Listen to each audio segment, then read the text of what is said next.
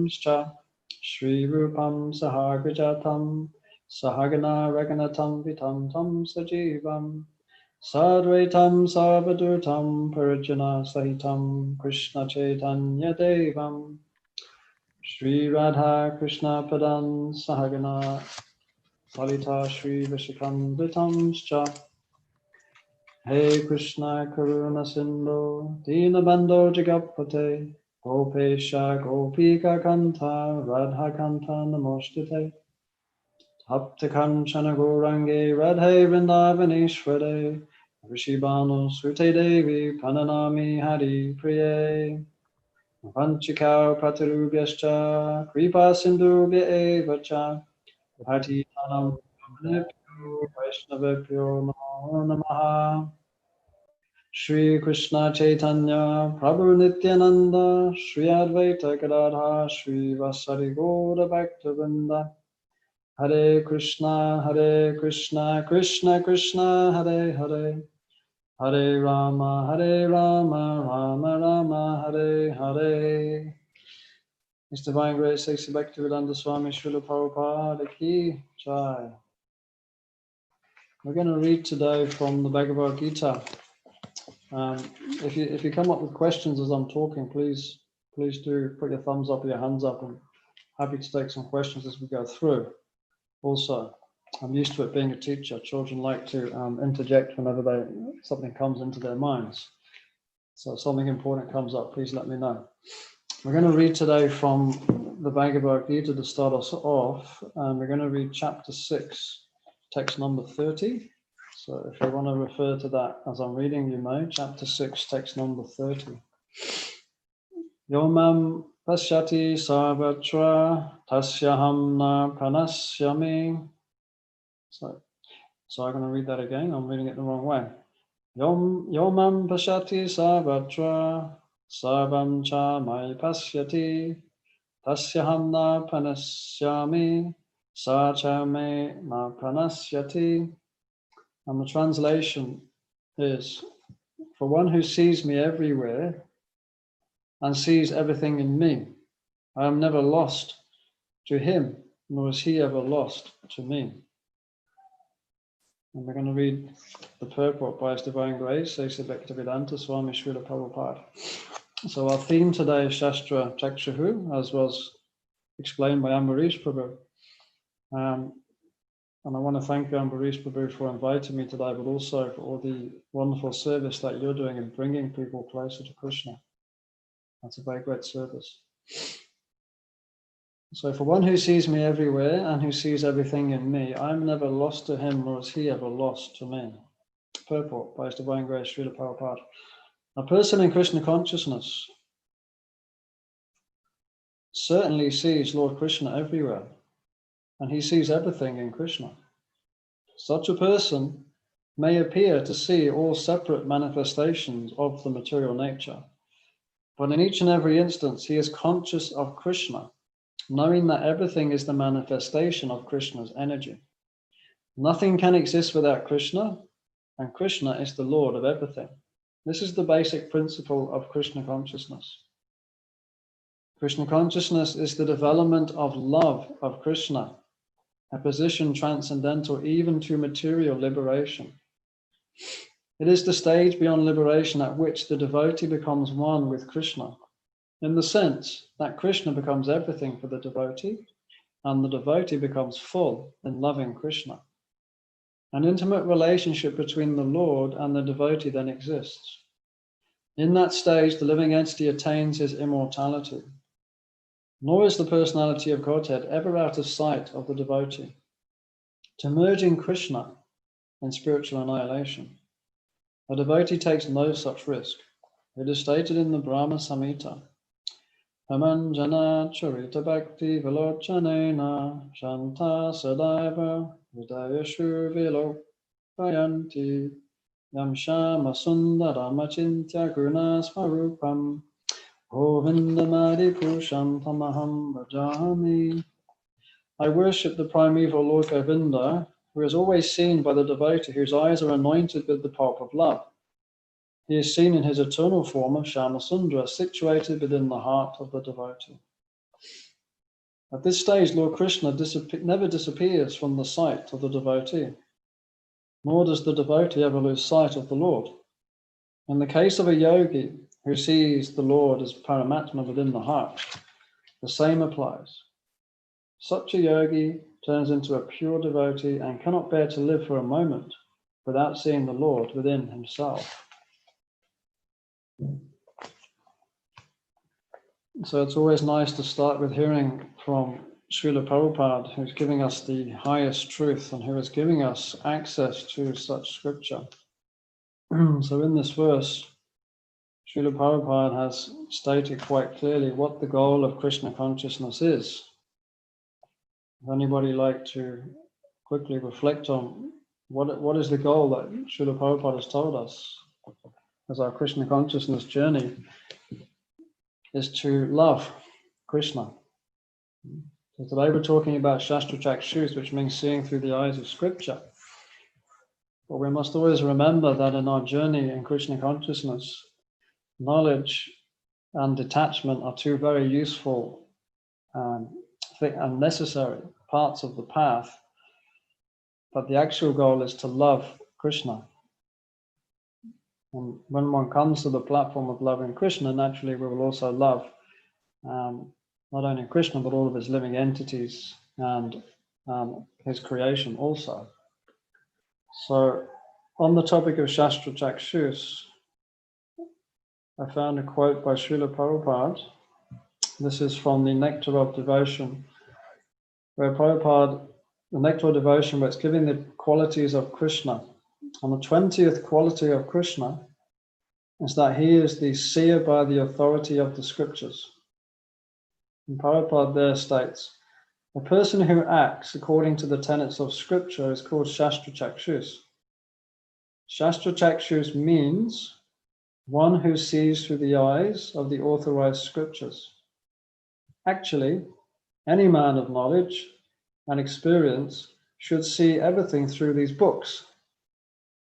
For example, with our naked eye, we perceive the sun simply as some glaring substance. But when we see through authorized books of science and other literature, we can understand how much greater the sun globe is than this earth and how powerful it is. So seeing things through the naked eye is not actually seeing. Seeing things through the authorized books or the authorized teachers is the correct way to see. There's another quote from Srila Prabhupada. You should see through Shastra. Don't try to see by these eyes. These are, what is the value of this eye? They are conditioned in so many ways. Don't believe the eyes. See through Shastra, through the spiritual master. Try to see through this. That is perfect seeing.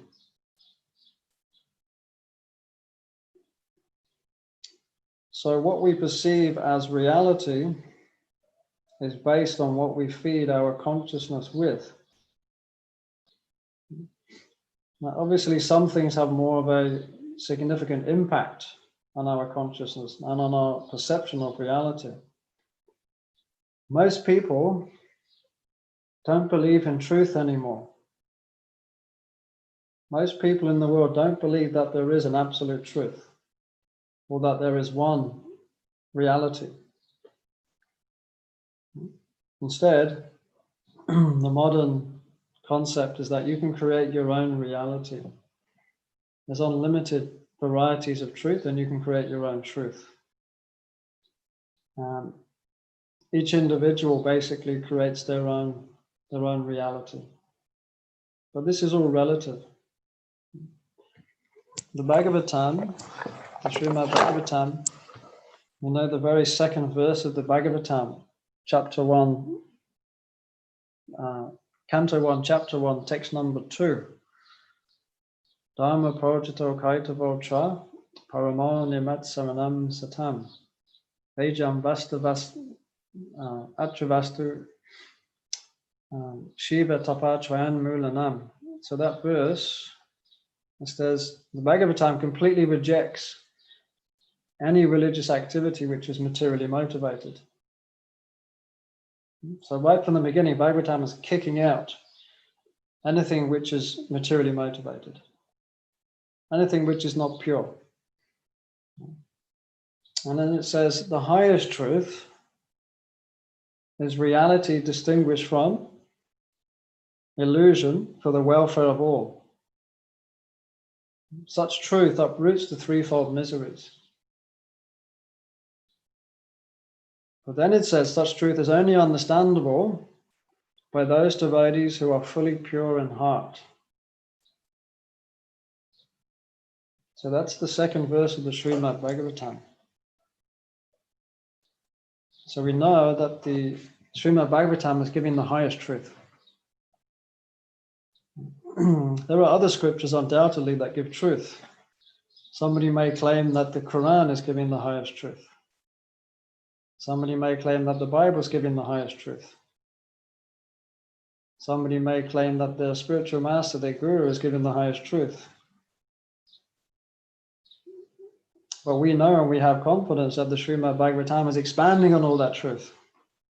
There's no scripture in the world, there's no book in the world that can give as much depth about reality and truth than the Srimad Bhagavatam and the Bhagavad Gita. And what to speak of the Srimad Bhagavatam and the Bhagavad Gita, then we have Srila Prabhupada's purports and explanations, which enables us to go even deeper into understanding that truth and that reality. So what I wanted to share with you today is, or to discuss, is first of all, what is Shastra Chakshus and how do we develop it? So we've just looked at what it is and how do we develop that? And how does seeing through Shastra enable us to perceive ourselves? How does it enable us to perceive the world in which we live? How does it enable us to understand the ultimate reality? God, Krishna. And we'll finish off with some practical considerations and how we can practically apply some of these principles in our lives. Does anybody have any questions at that point? We're happy to continue, or any burning questions? Continue? Okay. So the first point that I wanted to analyze is coming from the Bhagavatam. And this is again in the first canto, second chapter. And I think it's verse number, I think it's 129. Vasudeva Bhagavati Bhakti Yoga Prayojitaha Janayati Ashuvaya Ragyam Gyanam Chayada Haitrikam. So this verse says that by rendering service to the Supreme Personality of Godhead, one immediately acquires, we have some amazing people here with technology, thank you. One immediately acquires causeless knowledge and detachment from the world. So as we said previously, Shastra Chakshus means seeing through the eyes of Scripture. Seeing through the eyes of Scripture is not book knowledge.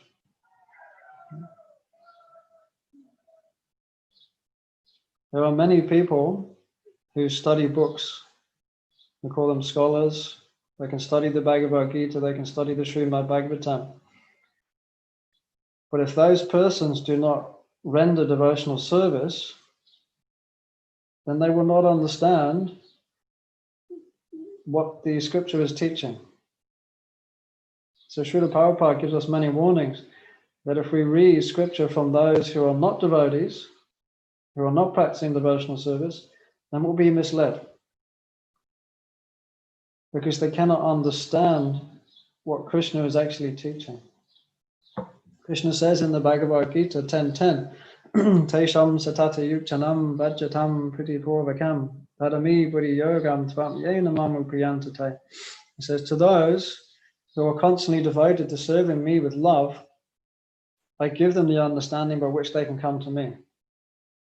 So it's actually Krishna within the heart. He's giving knowledge. He's giving the ability to actually understand the scripture when one has the correct attitude. And the second point is that we cannot do that without the mercy of the spiritual master.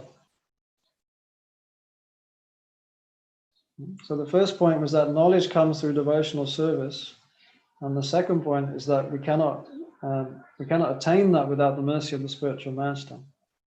So it's the spiritual master who is coming in the parampara, and who's carrying that knowledge down. Like I don't know if you've been to India when it's the mango season, and you have these beautiful big mango trees. They're huge, right? Some of them are high. And if you climb to the top of the mango tree and you have your mate down at the bottom of the tree and say, hey, catch, he'll catch the mango, but it's going to end up pretty messy all over him. It's a ripe mango. So what they do is you have a line of persons and pass the mango from one down to the next until it gets to the bottom and they put it in the basket.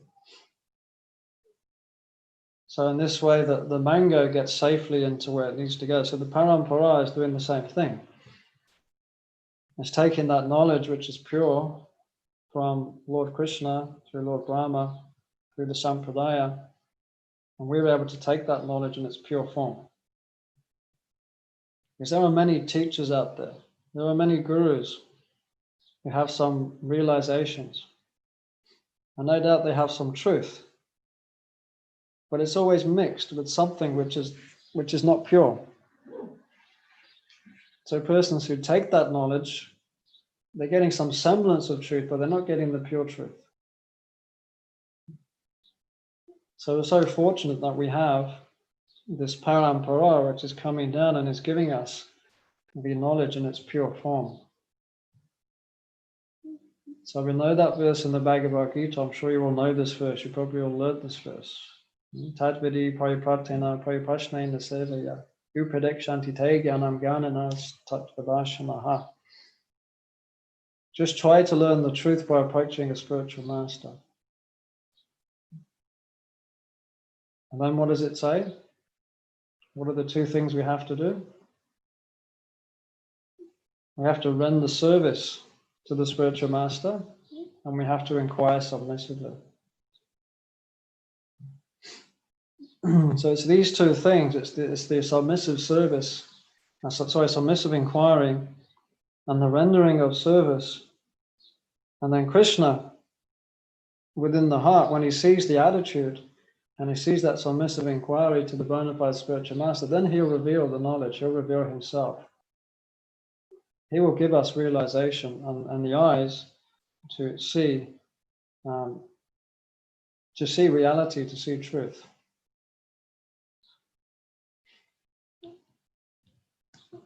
So what happens when we start to see the world through the eyes of Scripture? One of the first things that happens is we start to see the truth of the material world. I'm going to talk a little bit about Gautama Buddha, because I'm not preaching Buddhist philosophy, because Buddhist philosophy is agnostic. Before we do that, one of the amazing benefits of reading Srila Prabhupada's books is that we can understand in perspective different philosophies. So we can understand Buddhism, we can understand Christianity, we can understand impersonalism. We can see it all in its proper perspective, because Prabhupada is giving us that knowledge and that vision. And we know from the Srimad Bhagavatam that Lord Buddha is actually an incarnation of Lord Vishnu. It was predicted, written in the Bhagavatam, which was thousands of years before Buddha even came. So when Lord Buddha was a young boy, he was protected from the world. He didn't see any of the realities of the material world. His mother and father kept him in a sacred place where he wasn't able to see birth, death, old age, and disease. Now, for most of us living in the modern world, we become desensitized to suffering, right? Because we see so much suffering. We see it on the news. We see it everywhere. I'm sure most of you will remember when we were young, If there was some bad news on the news, somebody got murdered or somebody got, whatever it was a big thing. And we would be quite shocked. Whereas today, when we read on the news that somebody was murdered and somebody was robbed, we just think, oh yeah, it's happening again. It's normal. We've become desensitized to the sufferings of the material world. But Gautama Buddha, when he was taken out for the first time, the first thing he saw was somebody who had been crippled by disease. And he said to his care person, he said, "Will this happen to me?" And the person said, "Of course, this happens to everybody. At some point, we will become diseased." And then he kept walking, and then he saw somebody who was hobbling along on a walking stick with grey hair, and his teeth were falling out. He was very old. And he said, "Will this happen to me? This looks terrible." And of course, this will happen to everyone. And then he walks a little further and he sees a corpse lying on the street. What is this? Will this happen to me? Of course, this will happen to everyone. So when he saw all these things, it really affected him. So in a similar way, when we come to Krishna consciousness, most of us are searching to find out why is there so much suffering in the material world? Is there an answer to this suffering?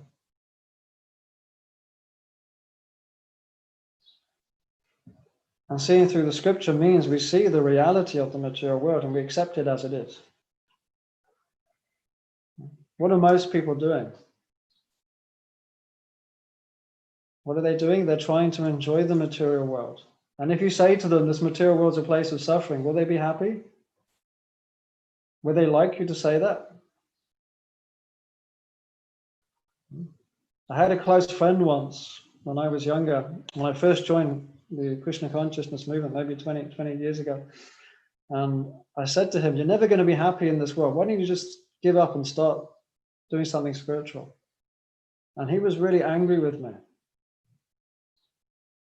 He didn't like to hear that at all. But as devotees, when we come to Krishna consciousness, we start to see the material world as it is because we're reading it in the scripture. We can see and we can understand that this world's a place of suffering. And we can accept that. Come to a point of acceptance. Okay, it's a place of suffering. Therefore, I'm not meant to be here. And my life's journey is to move beyond that. What does seeing through the Shastra also do for us is it also enables us to see how the material energy is working. We can practically perceive how the three modes of material nature are acting, not just on others, but also on ourselves.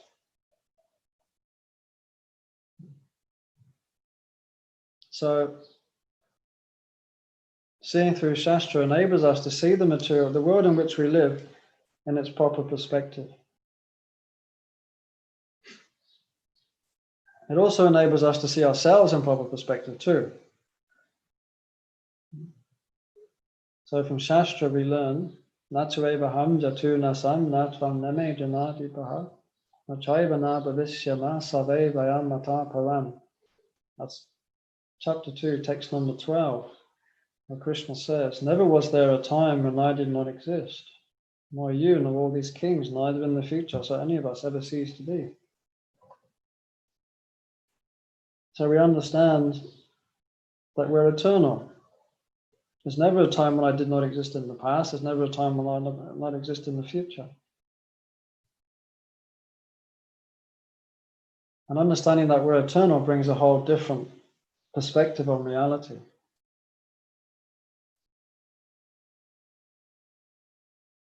What are most people in the material world thinking about themselves? We cannot see beyond the physical body and the mind. In fact, what's happening in modern society is that the mind is becoming more and more prominent, because we're coming more and more on the mental platform. Technology, screens. We see people are far more absorbed in their minds and cannot separate themselves from their minds, or to speak of from their bodies, to realize their eternal nature. So we're very fortunate that we read the scripture. We can learn these verses like the one we've just read, and other verses in the Bhagavad Gita. Dehanosmin yata dehi karmanam yoganam java. And what's the translation to that verse? I'm having a mind blank. Just as the embodied soul continually passes from boyhood to youth to old age, the soul similarly passes into another body at death. So we can learn all these verses, we can learn them by heart, and we can understand them intellectually, but through practice, through following the guidance of the spiritual master, through practicing our Krishna consciousness, we can actually have some realization and experience. So seeing through the eyes of scripture doesn't just mean seeing, it means experiencing. We want to actually experience ourselves as spiritual beings. We want to experience that we're eternal, that we're free, we're full of knowledge, and we're full of bliss. In the beginning stage of our Krishna consciousness, that may be a very small experience. But we can see from the pure devotees who are always experiencing that bliss.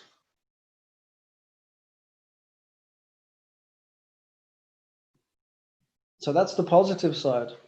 We get to see our spiritual nature. But there's another side too. We get to see our conditioned nature. When we see through the eyes of scripture, when we practice devotional service, we also start to see the ugly things. You know, when you start cleaning your house or you clean your car, when you first start cleaning, you don't really see the dirt. And it's all good. But the more you clean, the more you pull things out, the deeper you go, what happens? Suddenly all this dirt manifests, right? You start looking in the corners, under the cupboards. So in the same way, our process of Krishna consciousness is that we're opening the cupboards, the closets of our heart, and we're looking within. And sometimes it takes a little bit of courage, because we look in there and we go, oh my God, I didn't know there were so many cobwebs in there. I didn't know there was so much dirt in there. How am I ever going to clean this? What kind of cloth am I going to use to clean this one? But this process of becoming conscious and progressing in our spiritual life is recognizing our own shortcomings. It's recognizing our own anarthas, those things that are holding us back from being our true selves. Because if I'm a carpenter and I'm going to do some work with wood, I need the best tools possible. Right? If my tools are blunt, then I'm not going to do a very good job. So in the same way, if we want to be pleasing to Krishna, then we have to sharpen ourselves to be the best tools that we can for his service. So as aspiring devotees, we want to pull out those anarthas, pull out those areas of ourselves and of our lives that are not serving us. And that requires guidance from our spiritual master or from senior devotees. It requires being able to reveal our minds in confidence with those that we trust. It reveals support and guidance with each other.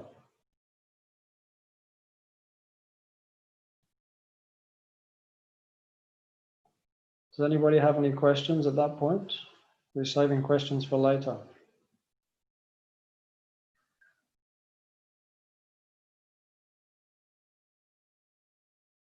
So just a quick summary. We've talked about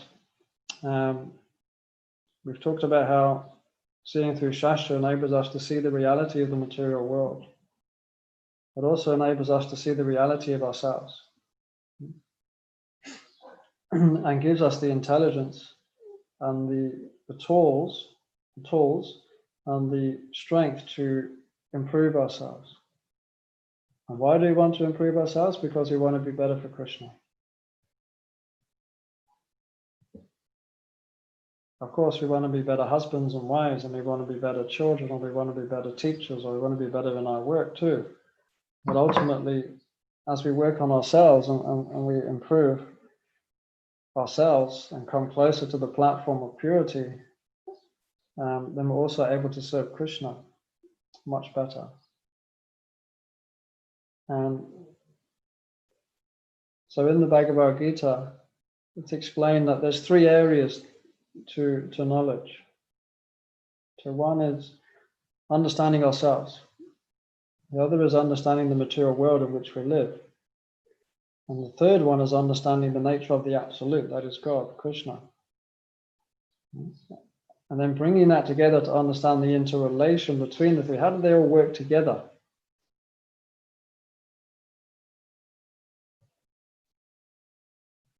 So this also connects with the 3 processes. We have Sambandhana. Sambandhana Gyan means understanding our relationship with God, which also means understanding our relationship with ourselves and with the material world. And then we have Abhidheya. So Abhidheya is, okay, we understand our relationship, but how do we practice? How do we practically engage ourselves in devotional service and sadhana bhakti to progress? And then we have prayojana. So prayojana is understanding what actually is the goal that I'm working towards. So the last area we're going to talk about is the prayojana. It's the goal. So the goal, as Prabhupada said in his purport, is to love Krishna.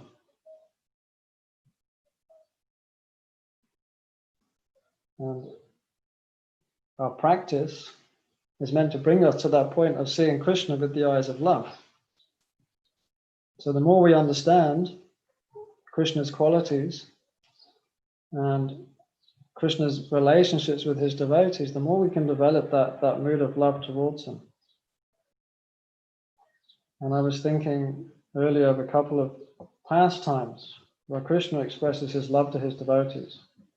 And one which is probably hard for most people to understand, on the battlefield. So Bhishma Dev, he wanted to see Krishna in the ras of fighting.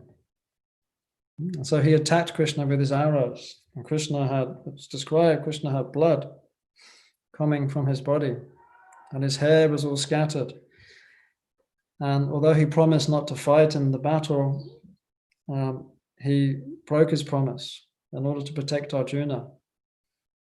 And Krishna was charging at Bhishma Dev, with holding the chariot wheel in his hand, blood coming off his body, his hair wild. And Bhishma Dev was in complete ecstasy of love. So only a devotee can understand that that's an exchange of love. Most people couldn't understand that ras. And then when we read the Chaitanya Charitamrita, we read pastimes like Haridas Thakur, who, thank you for showing that beautiful picture. I love that pastime. Pastimes where Haridas Thakur was getting too old. And he approached Lord Chaitanya and he said, "My dear Lord, I don't think I can be in this world when you leave. Please give me the blessings that I can leave before you leave. And I'm finding it too rounds now, getting so old." So the next day, Lord Chaitanya went to Haridas Thakur's residence with all of his devotees. And when he arrived, Lord Chaitanya asked Haridas Thakur, he said, "Are you ready?" And Haridas Thakur said, "Yes, your servant is ready." And Lord Chaitanya put his 2 lotus feet on Haridas Thakur's chest. Now, Lord Chaitanya was 8 feet tall, and I assume he had very huge feet. So you can imagine holding those lotus feet on your chest. And at the same time, Haridas Thakur was looking at Lord Chaitanya's moon-like face. And at that time, holding Lord Chaitanya's feet, looking at his moon-like face, he left his body. And Lord Chaitanya then picked up Haridas Thakur and danced with tears pouring out of his eyes, tears of love, pouring out of his eyes, while all the devotees had a tumultuous kirtan. So it's reading pastimes like this, that helps us to understand what is love of God. Actually, what is Krishna's love?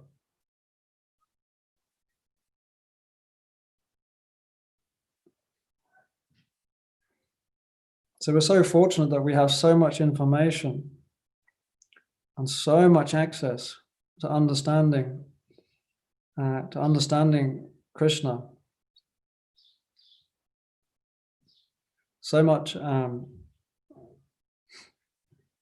mercy actually that's coming from the parampara, that we can access these pastimes and we can develop this understanding.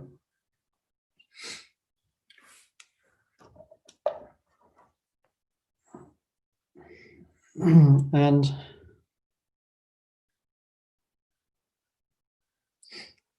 so the ultimate spiritual vision is to see Krishna through the eyes of love. And the ultimate service to Krishna in this material world is to bring others closer to God.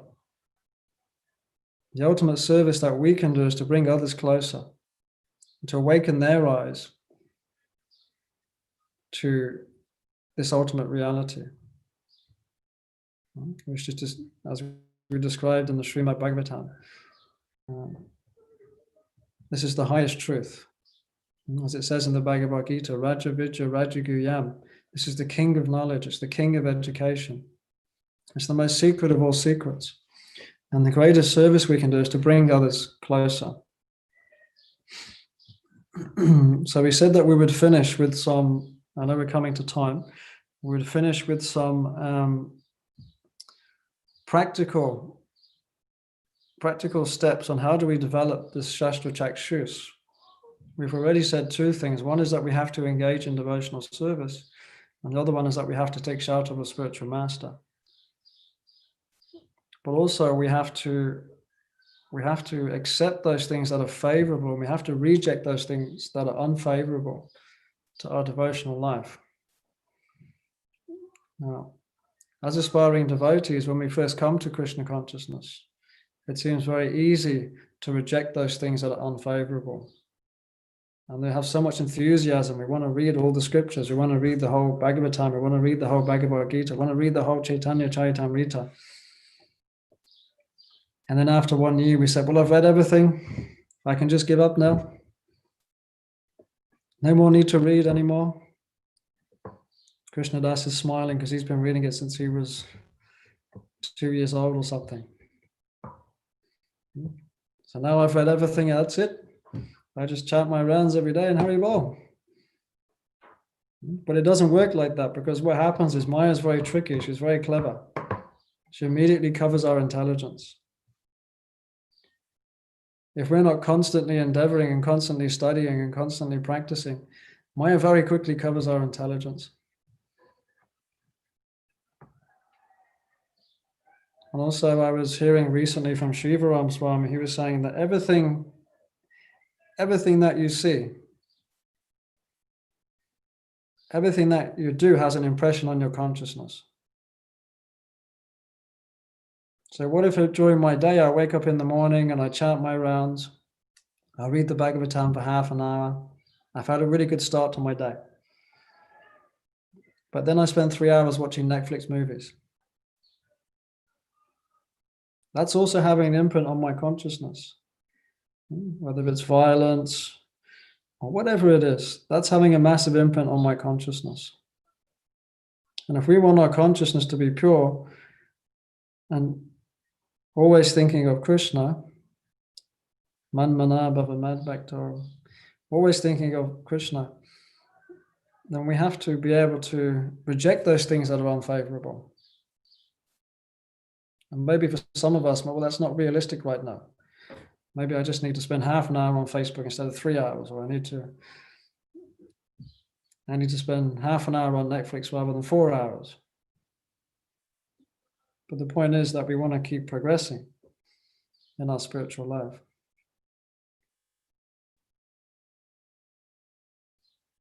And we know there's different ways of studying scripture too. I can read Bhagavad Gita and I can close the book and I can put it away and then start thinking about something else. Or I can read the Bhagavad Gita and contemplate and think about what I've just read. And then take that into my daily activities, that reflection, that meditation.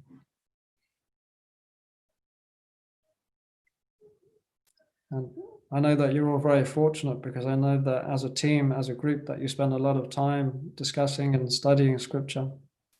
And Ambarish Prabhu, you're a wonderful teacher, always engaging everybody in serious study. And that's one of your strengths. It's one of your most important things. I can see that you're very serious about that. So I'm preaching to myself.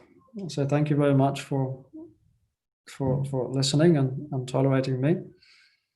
And please ask any questions or bring up some discussion.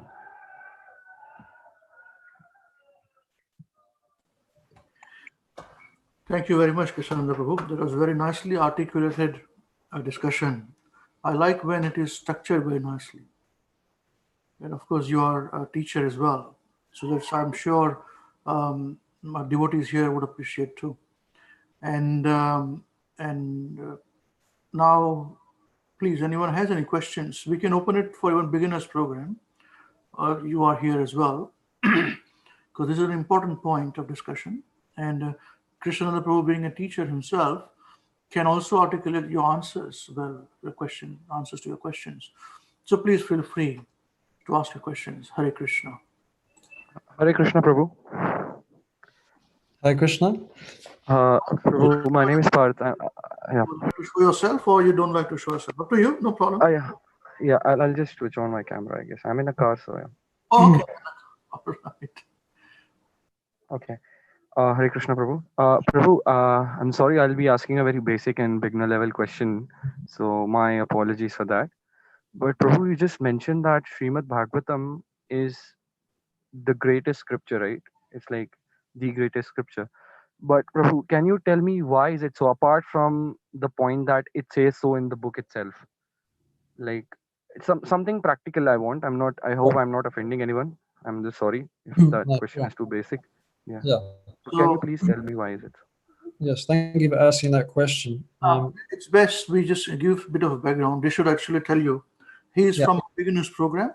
Yes. And he's from India. So yes. He's from India right now. And Avinash Prabhu takes care of his spiritual needs. He has using programs for it. But he's very budding devotee, So I have all these intelligent questions. That's a bit of a background for him. Hare Krishna, please answer. Yeah, thank you for your question. It's actually a very important question, and I don't see it as a basic question. So there are many Vedic scriptures, and they're very voluminous. The Karmakandya section of the Vedas makes up the majority of the Vedic scriptures. But what most of the scriptures deal with is, I'm trying to think of the Sanskrit words, karma, artha, dharma, and moksha, which is religiosity, economic development, sense gratification, and liberation. So a lot of the scriptures are bringing us to the point of progressive human development, so that one can gradually progress on the path. whereas the Bhagavad Gita is bringing one directly to the spiritual platform. So the Bhagavad Gita is starting off with explaining that you're not this body, you're a spiritual being. And it's ending with the perfection of your life is to surrender to God. And then the Srimad Bhagavatam is starting off from that point. It's starting off from that point of Krishna is the Supreme Personality of Godhead, we surrender to Him. And it's, as I said earlier, the second verse of the Bhagavatam completely rejects any religious activity which is materially motivated.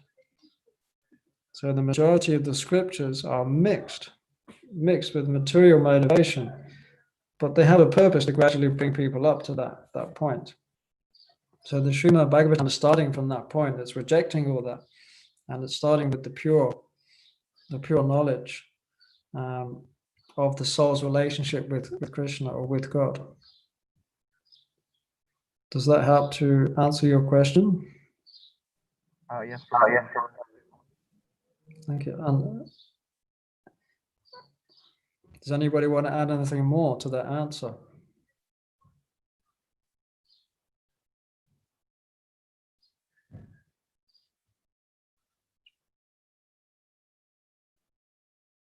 And I'm sure if you want to discuss that deeper, I'm sure your teachers here can go even more deeply into that answer as well. Does anybody have any other questions?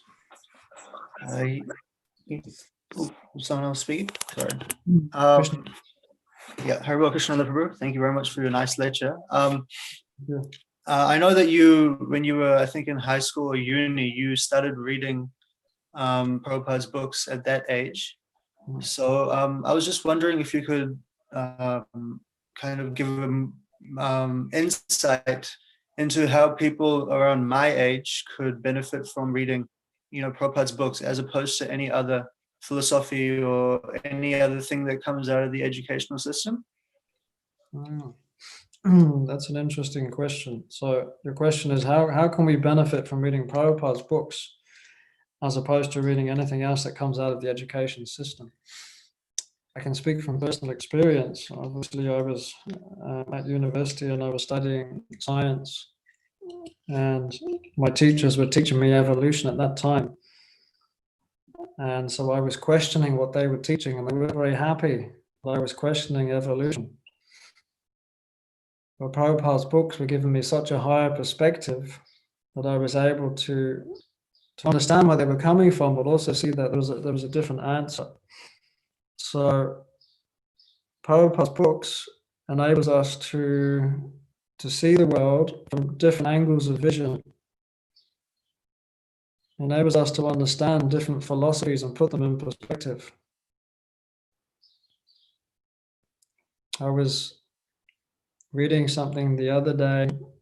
It was somebody was explaining that the goal of life is to quieten your mind and be beyond the mind. But we know this is not the goal of it. It's a step forwards to be beyond the mind and to realize that you're not the mind. That's a step forwards. But that's not the goal. That's only a relative step along the way. And people are presenting this as being the absolute. The other thing I think, in answer to your question, Krishnananda, is that Prabhupada, especially in the Science of Self-Realization, it's a wonderful beginner's book. Many devotees come through that book, or the journey of self-discovery, because what Prabhupada does in that book, in those lectures, is that he's looking at contemporary issues in the world. And he's discussing these temporary issues, even though he's speaking in 1970 to 1980, everything he discusses there is still relevant in the world today. Except things have gotten worse. But understanding contemporary issues in the world, whether it's environmentalism or economic woes or war, all these problems, we can understand them through Krishna consciousness. We can understand that there's actually a solution as well. See, one of my biggest problems when I was at university, I wanted to save the world by being an environmental scientist. And then I realized after reading Prabhupada's book, that's just like putting plasters on a wound.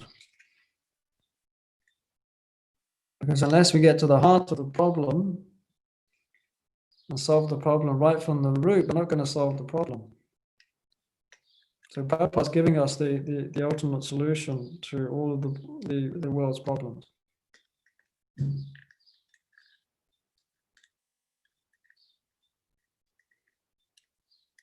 Thank you for your question. Thank you, Prabhu. Thank you for your answer. Hare Krishna, Krishnananda Prabhu. Thank you very much for your nice class.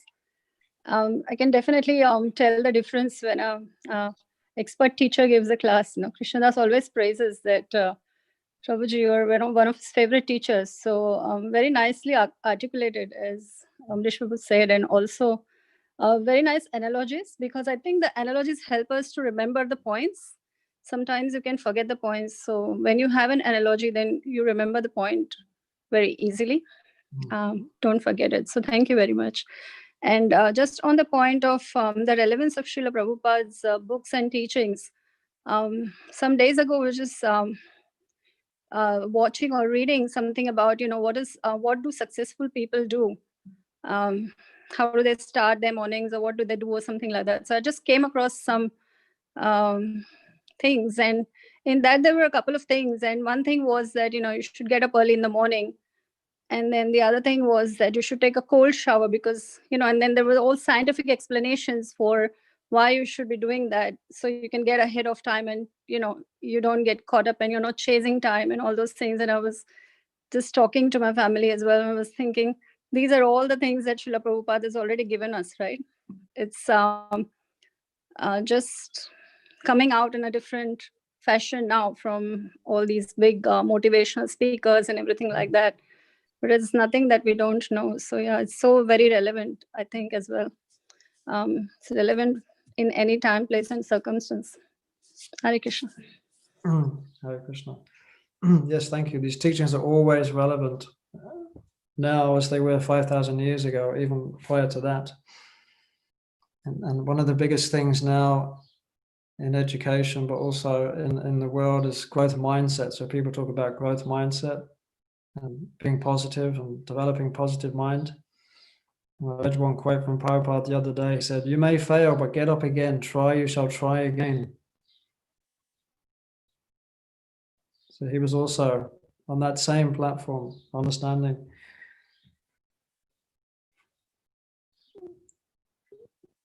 There's nothing that Prabhupada says that's outdated. There's nothing in the Bhagavad Gita or the Srimad Bhagavatam that's not relevant to the world today, even though it was written so long ago. That's a wonderful point.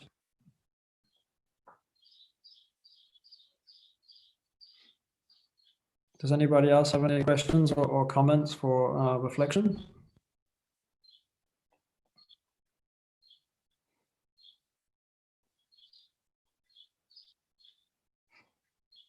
Ambarish Prabhu, do you have anything that you'd like to add or share? Yes, Hare Krishna Prabhuji. It's very nicely you have mentioned about the importance of Srimad Bhagavatam on this. Would you like to also narrate that incident where after writing all the scriptures, where Srila Vyasadev's guru chastised him, and then he wrote Srimad Bhagavatam? Mm-hmm. That way, then devotees may have a perspective on things, if you feel that. Yeah, sure. So this is going back to, is it Partha's question about why is the Srimad Bhagavatam the most important scripture? Is that the author of the Vedas, who was Srila Vyasadeva, he had written and compiled all of the Vedic literatures. Because prior to that, the Vedic literatures were never written down, they was only spoken. People in those days had such a good memory. Whereas nowadays, we need everything in written form because we cannot remember what was told yesterday. Most of us cannot remember something that was told to us yesterday. What to speak of 10 years ago. So Srila Vyasadeva, he compiled all the Vedas, but then he felt very despondent. He felt somewhat depressed. And his spiritual master, who was Narada Muni, came to Srila Vyasadeva and explained the reason for his despondence was that he had not given the absolute truth. He had not given a direct relationship with Krishna. And it was for that reason that Srila Vyasadeva wrote the Srimad Bhagavatam, was to give the highest truth. And so it's explained the Bhagavatam is like the cream of the Vedas. It's giving the essence, giving the most important instructions. And everything that we need to know is given there. And Srila Prabhupada actually says, everything you need is in my books. Everything you need to know. So we can read books on science and medicine and so many things, and they may have some value, but everything we need to know, the most important instructions are there in the Srimad Bhagavatam.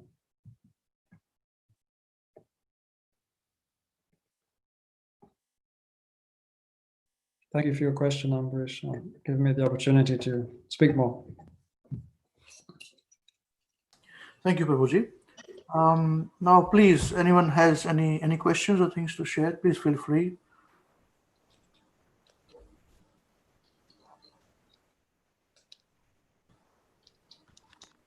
Hare Krishna, Prabhuji.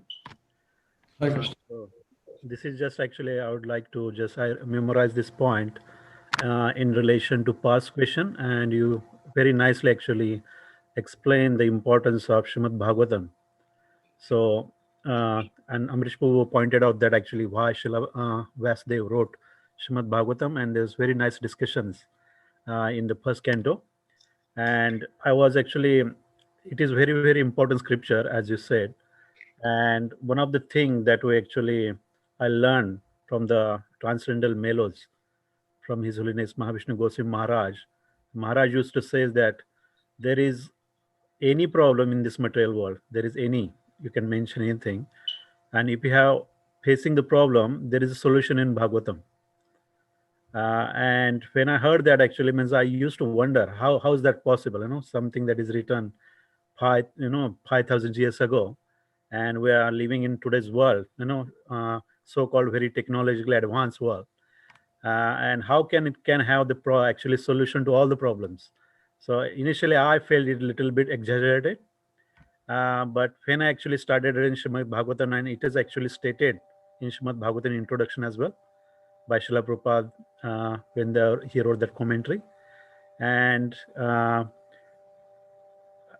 when you read that, and actually when you try to see implement that instruction, and you actually get the solutions, when you read Srimad Bhagavatam, if you're actually following the proper, if you're following your Guru Shish Parampara, and if your intentions are good, you will always find solutions. So that also proves the importance of that timeless literature.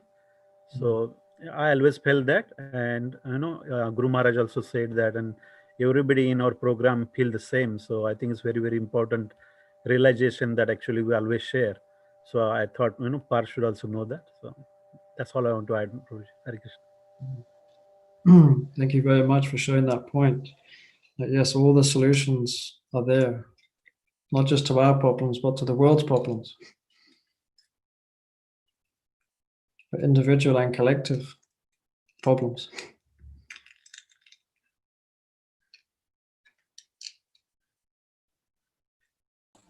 Okay, we'll wait for 10 more seconds. If anyone else has any questions, please feel free or something to say.